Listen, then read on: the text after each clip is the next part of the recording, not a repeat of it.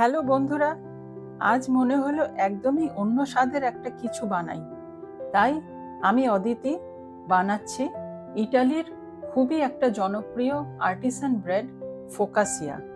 আর সবথেকে ভালো ব্যাপার কি জানো, এর টেক্সচারটা স্পঞ্জের মতন আর টেস্ট কিছুটা পিৎজার মতন। তাহলে চলো শুরু করি। এইবার চিনির মধ্যে কিছুটা ইস্ট দিয়ে দিচ্ছি আর একটু জলও দেব। এই জলটা হচ্ছে রেসিপিতে যতটা জলের পরিমাণ আছে তার থেকে নিতে হবে, আলাদা কোনো জল মেশাতে হবে না। আর ভালো করে এইটা মিশিয়ে নিয়ে এইবার রেখে দেব 10 মিনিট পর্যন্ত, তাহলে আমার ইস্টটা অ্যাক্টিভেট হবে।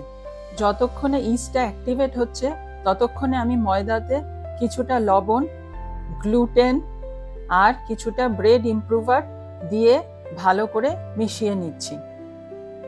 এইবার দেখো আমার ইস্টটা অ্যাক্টিভেট হয়ে গেছে, ছোট্ট ছোট্ট দেখো ওপরে বাবলস দেখা যাচ্ছে।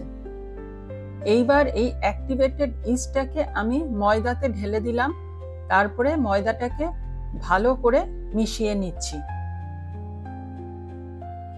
ইস্টের পর এবার ধীরে ধীরে আমি জল মিশিয়ে দিচ্ছি। জলটা কিন্তু অবশ্যই দেখে দেখে মেশাতে হবে, একবারে ঢেলে দিলে চলবে না।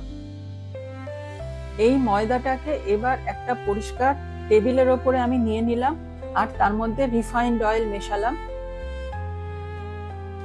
রিফাইন্ড অয়েলটা মেশানোর পর ময়দাটাকে খুব ভালো করে একদম স্মুথ আর সফট করে মাখতে হবে।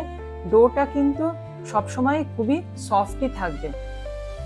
এইরকমভাবে স্ট্রেচ করে করে মাখতে মাখতে ডোটা একদম স্মুথ তৈরি হবে আর খুব ভালোভাবে গ্লুটেনটাও ডেভেলপ করবে। আচ্ছা, তোমরা কি জানো গ্লুটেন আসলে কি বা গ্লুটেনের কাজ কি? গ্লুটেন হচ্ছে আসলে ময়দার প্রোটিন, যা এই ডোর মধ্যে ইলাস্টিসিটি আনবে আর বেকিংয়ের পর ব্রেডের যে স্ট্রাকচারটা তৈরি হবে সেই স্ট্রাকচারটাকে ধরে রাখে এই গ্লুটেন। দেখো আমার ডোটা একদম রেডি হয়ে গেছে। এই ডোটাকে আমি 10 থেকে 15 মিনিটের জন্য রেস্টে রাখছি। রেস্টিংয়ের পর দেখো ডোটা কিছুটা রাইস করেছে।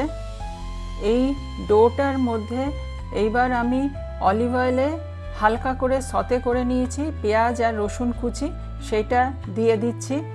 তারপরে দিলাম হচ্ছে অলিভ কুচি, একটু চিলি ফ্লেক্সও দিয়ে দিচ্ছি। তারপরে দিচ্ছি মিক্সড হার্ব। এই মিক্সড হার্বটা পিৎজাতে খুব ইউজ হয়। তারপরে ভালোভাবে আবার মিশিয়ে নিচ্ছি।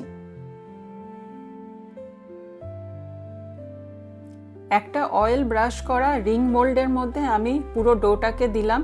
ওপর থেকে অলিভ আর একটুখানি স্প্রিঙ্কেল করে দিচ্ছি আর একটুখানি অলিভ অয়েলও ড্রিজল করে দিলাম। দেখো আঙ্গুল দিয়ে চেপে চেপে আমি ডোয়ের ওপরে ডিম্পল তৈরি করছি। আচ্ছা বলো তো, এই ডিম্পল তৈরি করার কারণ কি? ঠিক আছে, এর সিক্রেটটা আমি ভিডিওর শেষে জানাবো। তারপরে ওপর থেকে একটু রক সল্ট ছড়িয়ে দিলাম আর আরেকবার মিক্সড হার্ব দিয়ে নিচ্ছি। কয়েকটা ফ্রেশ বেসিল লিভও ওপর থেকে দিয়ে দিচ্ছি।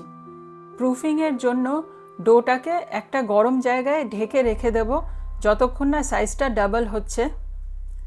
দেখো আমার ডোটা কতটা রাইস করেছে। ব্রেডটা ওভেন থেকে বার করার পর গরম অবস্থাতে আমি কিছুটা অলিভ অয়েল আবার ড্রিজল করে দিচ্ছি। এতেই কিন্তু ব্রেডটা একদম সফট তৈরি হবে।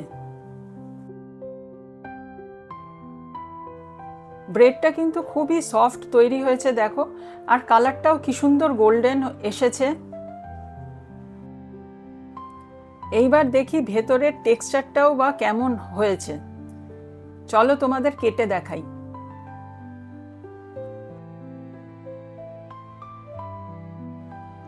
দেখো বন্ধুরা, ভেতরটা কি সুন্দর তৈরি হয়েছে। আর ব্রেড পারফেক্টলি বেক হয়েছে তখনই বলা যায় যখন এইভাবে প্রেস করার পর আবার দেখো স্প্রিং ব্যাক করছে। ফোকাসিয়ার ওপরের ডিম্পলগুলো শুধু যে সৌন্দর্য বাড়ায় তাই না, এগুলো কিন্তু অলিভ অয়েল আর হার্বস ধরে রাখে, তাই প্রতিটা বাইট হয় খুবই টেস্টি। কমেন্টে জানিও রেসিপিটা কেমন লাগলো আর আমার চ্যানেলটাকে অবশ্যই সাবস্ক্রাইব করো। আজ তাহলে চলি, আবার অন্য আরেকটা রেসিপি নিয়ে চলে আসবো।